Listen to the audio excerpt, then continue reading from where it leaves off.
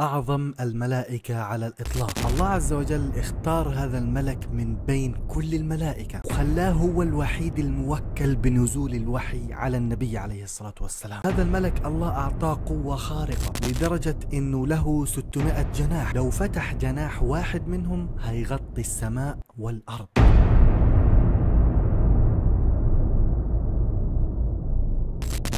السلام عليكم ورحمة الله وبركاته، كيف حالكم؟ إن شاء الله تكونوا بخير. معاكم زين اسكندر من قناة المؤرخ. حلقة اليوم هنتكلم فيها عن أقرب الملائكة لله عز وجل، وعن أقوى الملائكة اللي الله عز وجل أعطاهم قوة هائلة. هذا الملك هو جبريل عليه السلام، الملقب بالروح الأمين. جبريل عليه السلام كان مكلف بنزول الوحي على النبي عليه الصلاة والسلام، وعلى الرغم من نزوله كذا مرة للنبي عليه الصلاة والسلام إلا إن النبي ما شافهوش على هيئته الحقيقية إلا مرتين فقط. فقال النبي واصفا جبريل عليه السلام: أذن لي أن أتكلم عن وصف ملك واحد من الملائكة، رجلاه في الأرض السفلى والعرش على قرنه، وبين شحمة أذنيه وعاتقه مسيرة 700 عام، ولديه 600 جناح، لو فتح جناح واحد لغطى الأفق، يسقط من جناحه تهاويل الدرر والياقوت. انتهى كلام النبي عليه الصلاة والسلام، وكل هذا الكلام طبعا بإسناد صحيح. طيب كيف النبي عليه الصلاة والسلام شاف سيدنا جبريل على هيئته الحقيقية؟ أول مرة شاف سيدنا جبريل بدليل قول الله عز وجل: ولقد رآه بالأفق المبين، يعني شافه بكل تفاصيله في مكان عالي وتمعن فيه جدا. هذه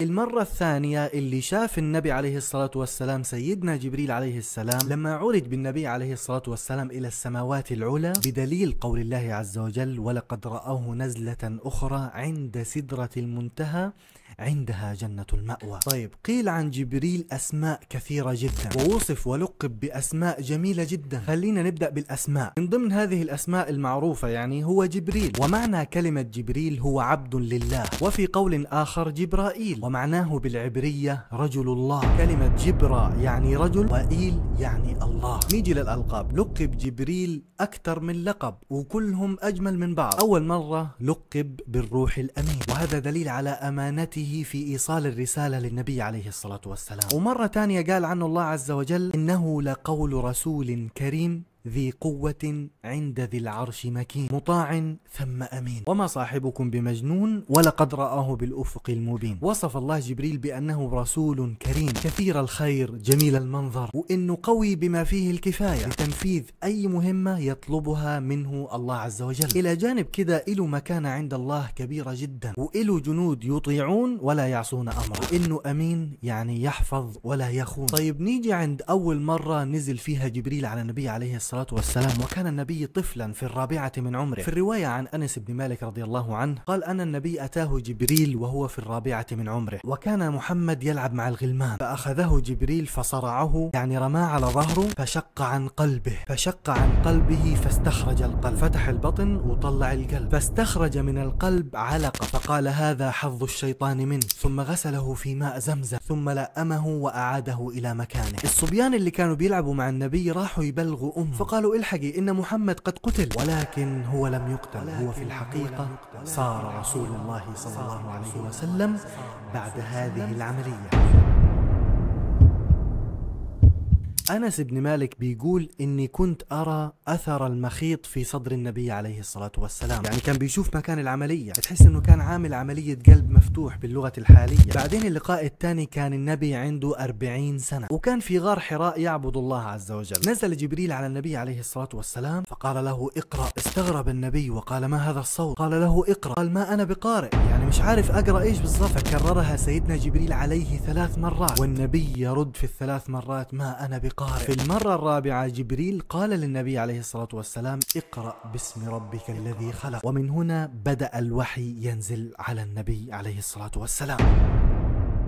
بعد كده الوحي انقطع فترة وجيزة بسبب حزن النبي عليه الصلاة والسلام. فلما رجع للمرة الثانية كان النبي يسير في بطحاء مكة، فسمع صوت من السماء ينادي عليه: يا محمد يا محمد. فنظر النبي عليه الصلاة والسلام إلى السماء فإذا بجبريل جالس على كرسي في السماء. النبي خاف من المنظر خوف شديد جدا. تخيل إنه مخلوق يكون في السماء وإله 600 جناح وما بين شحمة أذنيه وعاتقه مسافة 700 عام. تخيل هذا المنظر. النبي كان مرعوب حرفيا. هرب النبي بأقصى سرعته وذهب إلى زوجته السيدة خديجة وقال لها زملوني زملوني، يعني غطوني، وكان يرجف رجفا شديدا. قال زملوني زملوني ثم دثروني. فنزل عليه الوحي بعدها وقال يا أيها المدثر قم فأنذر وربك فكبر وثيابك فطهر والرجز فاهجر. والنبي عليه الصلاة والسلام شاف جبريل مرة تانية وهي عند سدرة المنتهى، وكان جبريل بكامل صورته الحقيقية أيضا، وكانت هذه في رحلة الإسراء والمعراج. ومع أن جبريل منظره ضخم وله 600 جناح، لو فرد واحد منهم هيغطي من السماء للأرض كل هذه الضخامة، إلا أن جبريل أخوف الخلق من الله عز وجل. قال النبي صلى الله عليه وسلم مررت ليلة الإسراء والمعراج في الملأ الأعلى فإذا بجبريل كالحلس البالي من خشية الله. الحلس هو كساء رقيق يوضع على ظهر الجمل، والبالي هو القديم المتمزق. إذا كان جبريل بالنسبة لله عز وجل هو كذلك، كيف هي عظمة الله عز وجل؟